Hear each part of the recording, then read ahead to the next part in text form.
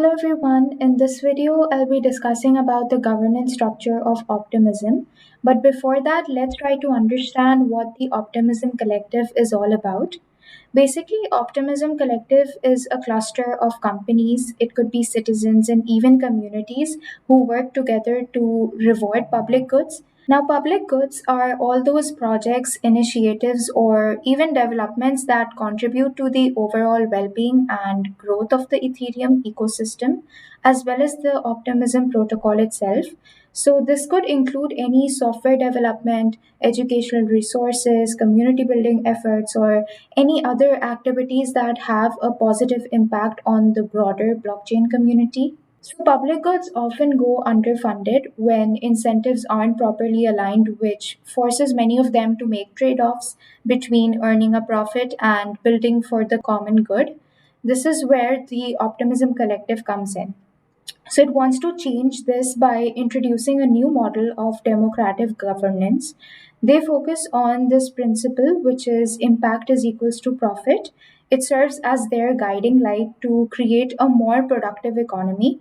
Now, by doing this, they aim to break the misconception that public goods cannot be profitable by providing them with incentives to projects that benefit Optimism, Ethereum, as well as the collective as a whole. So these are the core values of the Optimism Collective. Number one is open source. So the Optimism Collective believes in the power of teamwork and open sharing. They're passionate about providing tools and information that everyone can access and improve upon. It's not just about having resources, it's about making sure they're used in a way that everyone benefits from them. Next up, we have long term thinking. So, Optimism Collective is all about thinking ahead and taking steps to ensure that their actions have a lasting positive impact. And they want to make sure that their collective efforts are sustainable and meaningful rather than just being based on short term gains. Third, we have in it for the impact. So they understand that real impact comes from actions and not just words. That is why they're committed to a culture that just doesn't talk about making a difference, but actually rewards the doing. It's about aligning their entire system with the needs and ethical standards of their community. So, this way, every step taken is a step towards a more equitable and impactful world. Then we have iterative innovation. So, in the collective, innovation is their way of life. So, they're always on the move, learning from challenges, and even embracing the latest ideas and technologies. And at the heart of their values is the idea of community empowerment. They believe in empowering everyone around them, encouraging initiatives that not only lift the collective, but also reinforce the idea that change starts with individual actions, which is also one of the reasons as to why they live by the mantra be the change you want to see. Now, the Optimism Collective has a smart and flexible way of running things. They're always tweaking its governance system to make sure it stays strong in the long run.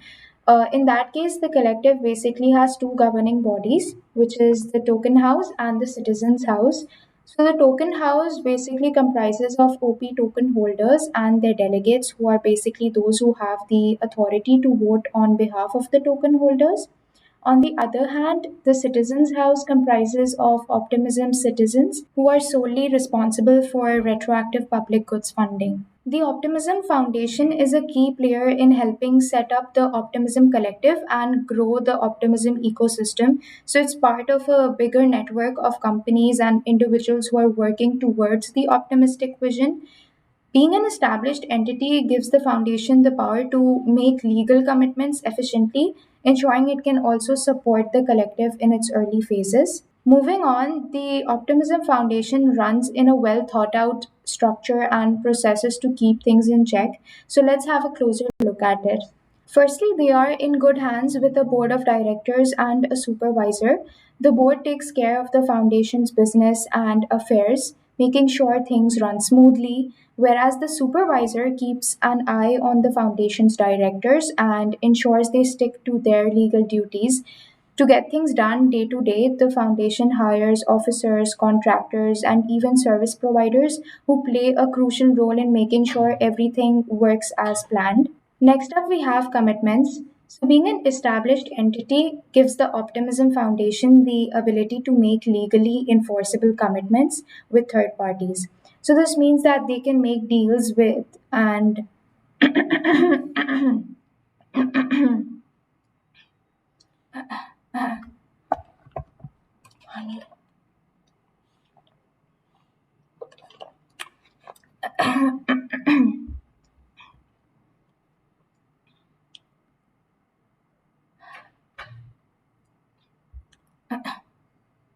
Next up, we have commitments. Being an established entity gives the Optimism Foundation the ability to make legally enforceable commitments with third parties.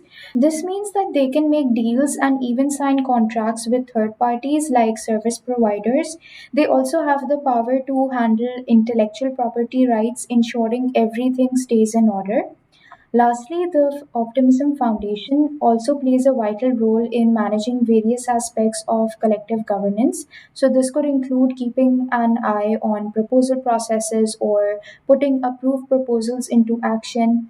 And they're also responsible to create frameworks like the working constitution and the operating manual to make participation in the collective smoother. Apart from this, the foundation supports the Optimism Protocol as an open source project as well. So they encourage the community to contribute to its technical architecture and research on scalability, security, or even decentralization. Now, the foundation prioritizes accountability and transparency by using these three governance proposals. And these proposals they are made to protect the rights of OP token holders. By having these proposals, the foundation wants to make sure that its financial resources they align with the interests and priorities of the collective. It's a way of keeping everyone in the loop and making sure things are fair and square.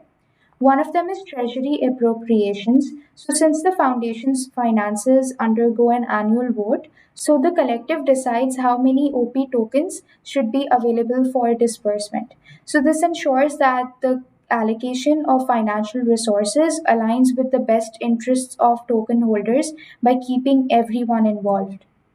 Then we have director removal. So the governance has the authority to remove any board of directors member from the foundation. This allows the removal of directors who don't meet their responsibilities or are acting against the foundation's best interests. This way, they're able to maintain a high standard for board members, ensuring that their actions they align with the foundation's goals. Lastly, rights protection. So, the token house, which represents the OP token holders, they can veto proposed changes to the foundation's governing documents that reduce token holders' rights. This way, it's made sure that the voices of token holders are valued and any changes to the governing documents they are in line with their well-being. So that's all for this video. Stay tuned for the next one. Thanks for watching.